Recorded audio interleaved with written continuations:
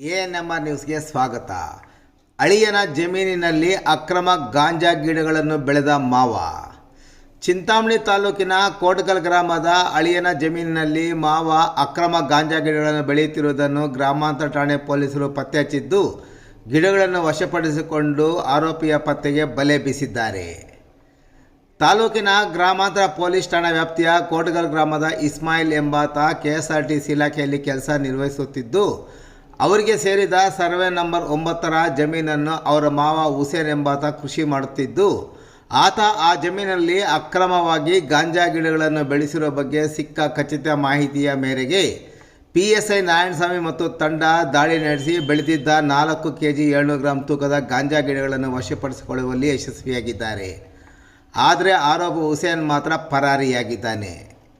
Survey number 9ರಲ್ಲಿ ಅಕ್ರಮ ಗಾಂಜಾ ಗಿಡಗಳನ್ನು ಬೆಳೆಸಿ ಅಕ್ರಮವಾಗಿ ಮಾರಾಟ ಮಾಡುತ್ತಿರುವುದು ಇತ್ತೀಚೆಗೆ ಹೆಚ್ಚಾದ ಹಿನ್ನೆಲೆಯಲ್ಲಿ ಗ್ರಾಮಸ್ಥರು ನೀಡಿದ ದೂರಿನ ಮೇಲೆ ಪೊಲೀಸರು ಈ ದಾಳಿ ನಡೆಸಿದ್ದು, ಪ್ರಕರಣ ದಾಖಲಿಸಿಕೊಂಡು ಮುಂದಿನ ಕ್ರಮ ಕೈಗೊಂಡಿದ್ದಾರೆ.